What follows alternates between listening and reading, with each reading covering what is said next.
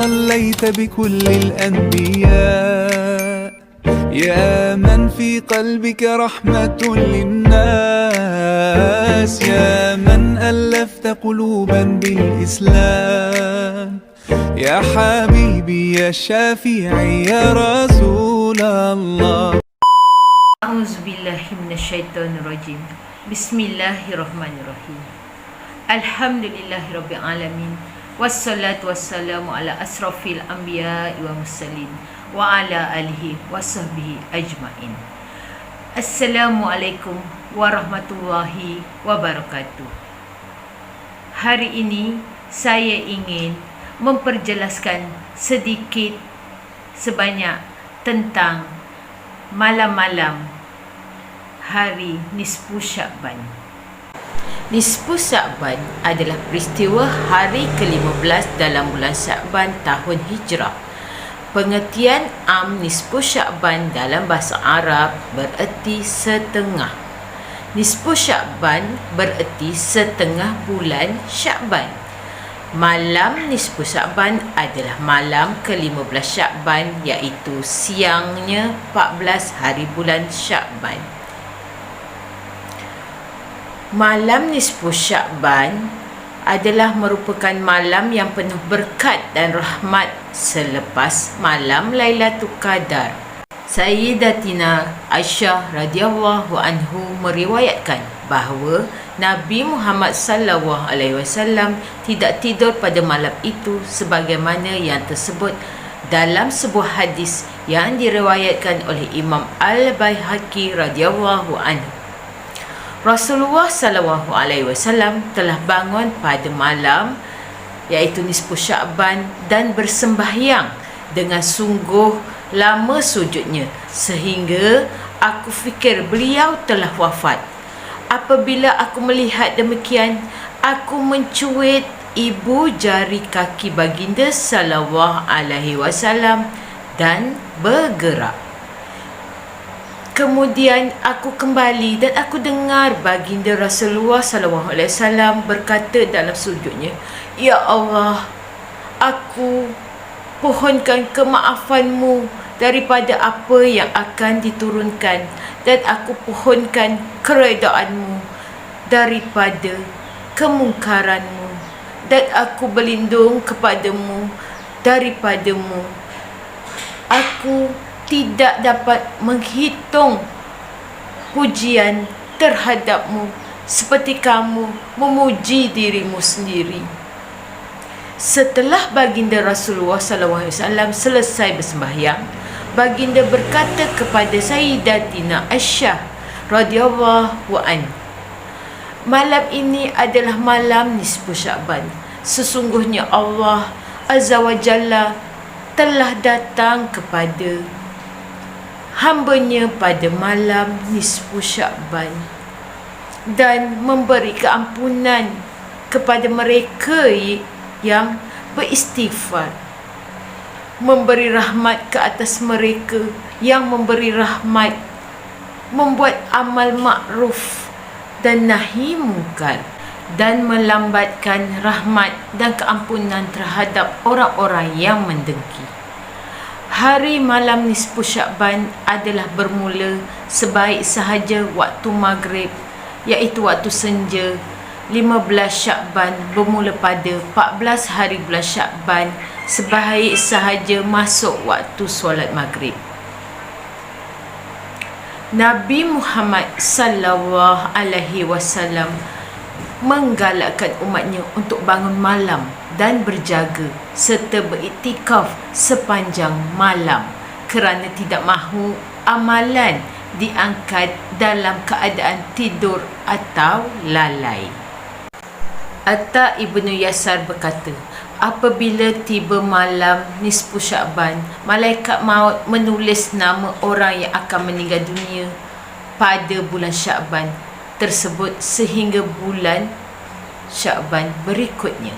Sesungguhnya seseorang itu melakukan kezaliman, kejahatan, bernikah dan menanam tanamannya, sedangkan namanya telah dipindahkan dari dewan orang yang hidup kepada dewan orang yang mati.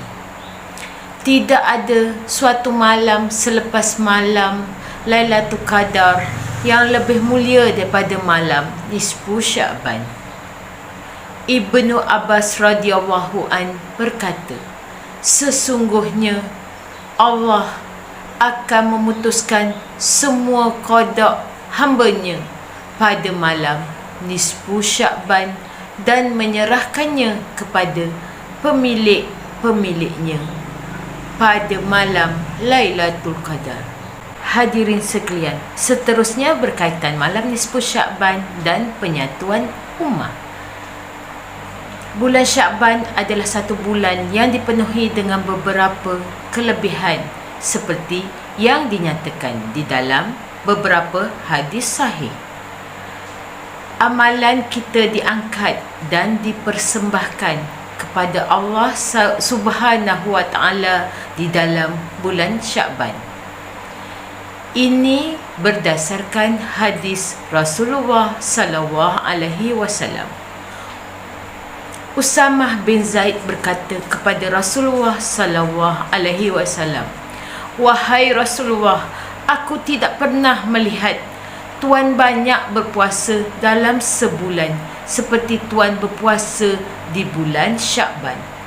Dijawab oleh Nabi Muhammad sallallahu alaihi wasallam, bulan Sya'ban itulah satu bulan yang sering diambil lewa oleh kebanyakan manusia yang diapit oleh bulan Rejab dan Ramadan. Dia juga adalah bulan yang diangkat di dalamnya segala amalan kita ke hadrat Tuhan sekalian alam. Maka aku sangat suka jika diangkat amalanku di dalam keadaan aku sedang berpuasa.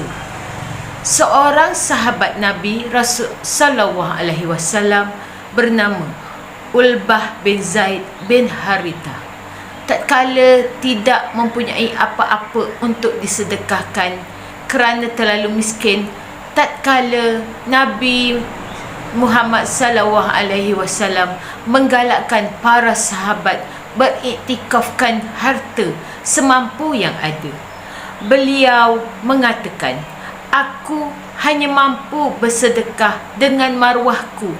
Bermaksud beliau memaafkan semua kesalahan orang lain terhadapnya dan menggugurkan haknya terhadap orang itu. Rasulullah sallallahu alaihi wasallam bersabda, "Sedekah kamu telah diterima," iaitu di dalam kitab Al-Isabah. Maka apabila ditanya, apakah amalan terbaik pada malam itu? Jawapannya ialah saling memaafkan, merapatkan saf sesama Islam dan mencari titik-titik perpaduan. Umat Islam di negara ini wajib merebut tawaran pengampunan Allah Subhanahu wa taala itu dengan mengukuhkan perpaduan sesama Islam dan mengusahakan perdamaian dan penyatuan sesama muslimin. Inilah sunnah Rasulullah sallallahu alaihi wasallam. Baginda bersegera menyelesaikan masalah umat Islam sehingga perpaduan dapat dikekalkan. Sah bin Sa'id radhiyallahu anhu menceritakan bahawa ahli Quba berselisih faham sehingga saling melemparkan batu sesama mereka. Lantas secara pantas Nabi Muhammad sallallahu alaihi wasallam bersabda, "Pergilah kamu bersama-sama kami untuk mendamaikan mereka." Tidak salah menjalin hubungan dengan orang bukan Islam. Penilaian yang sepatutnya jelas di dalam minda umat Islam ialah jika orang Islam boleh menjalin hubungan dengan orang yang menolak Allah sebagai Tuhan, tidak mengiktiraf Nabi Muhammad sallallahu alaihi wasallam sebagai rasul akhir zaman, apakah alasan untuk tidak boleh berbaik-baik dengan rakan-rakannya yang sama-sama beriman dengan Allah Subhanahu wa taala sama-sama mengakui Rasulullah sallallahu alaihi wasallam sebagai utusan Allah. Bahkan solat menghadap kiblat yang satu. Mengusahakan penyatuan umat Islam adalah suruhan Allah di dalam Al-Quran. Firman Allah Subhanahu wa ta'ala, tidak ada kebaikan pada kebanyakan bisikan-bisikan mereka kecuali iaitu berbisik-bisikan orang yang menyuruh bersedekah atau berbuat kebaikan atau mendamaikan di antara manusia. Dan sesiapa yang berbuat demikian dengan maksud mencari keredaan Allah, tentulah kami memberi kepadanya pahala yang amat besar. Hadirin sekalian, kelebihan berpuasa sunat bulan Syakban. Umat Islam digalakkan untuk memperbanyakkan puasa sunat dalam bulan Syakban. Hal ini berdasarkan sebuah hadis daripada Usamah bin Zaid. Dia berkata, aku bertanya kepada Rasulullah sallallahu alaihi wasallam, wahai Rasulullah sallallahu alaihi wasallam, aku tidak pernah melihat engkau berpuasa pada bulan-bulan lain sebagaimana kerapnya engkau berpuasa di bulan Syakban. Baginda bersabda, bulan tersebut merupakan waktu manusia lalai, iaitu antara Rejab dan Ramadan. Ia merupakan bulan yang mana pada bulan tersebut amalan diangkat kepada Allah, bahkan semesta alam. Aku suka amalan aku diangkat ketika aku berpuasa. Ayuh kita merebut peluang memperbanyakkan amal soleh di bulan Syakban. Antaranya berpuasa sunat. Niat puasa sunat Syakban. Nawaitu sauma sahri Syakban sunatan lillahi ta'ala. Maksudnya, sahaja aku niat puasa sunat bulan Syakban kerana Allah Ta'ala. Doa pada bulan Syakban. Jom kita sama-sama memperbanyakkan doa-doa ini ketika di bulan Rejab dan Syakban. Semoga Allah Subhanahu wa ta'ala kurniakan kita buat kekuatan dan kembalikan semula penghayatan kita untuk lebih giat beribadah nanti di bulan Ramadan yang akan tiba tidak lama lagi, insya-Allah. Nisfu Syakban termasuk 5 amalan mustajab doa mengikut Imam Asy-Syafi'i radhiyallahu anhu. Imam Asy-Syafi'i berkata, doa itu mustajab pada 5 malam, iaitu malam Jumaat, malam raya Adha, malam raya Aidilfitri, malam awal bulan Rejab dan malam pertengahan nisfu Syakban.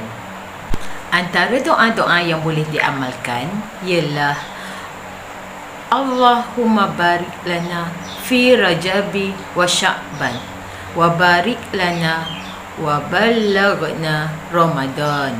Maksudnya, ya Allah, kau berkatilah kami pada bulan Rejab dan Syakban, dan kau berkatilah kami dan sampaikanlah kami pada bulan Ramadan. Selain itu, Allahumma salimni li Ramadan wa salim Ramadana li wa tasallamhu minni mutaqabbalan.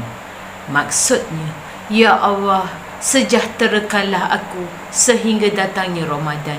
Sejahterakanlah Ramadan bagiku dan terimalah dariku, iaitu ibadat pada bulan Ramadan itu. Mintalah juga pada Allah Subhanahu wa ta'ala agar kita diberi kesihatan yang baik dan berterusan, agar dapat beribadah pada Allah Subhanahu Wa Taala pada setiap masa, khususnya pada bulan Ramadan nanti, dalam keadaan sempurna dan diterima oleh Allah Subhanahu Wa Taala. Itu sahaja sedikit sebanyak yang dapat saya sampaikan. Sekian, terima kasih. Assalamualaikum warahmatullahi wabarakatuh.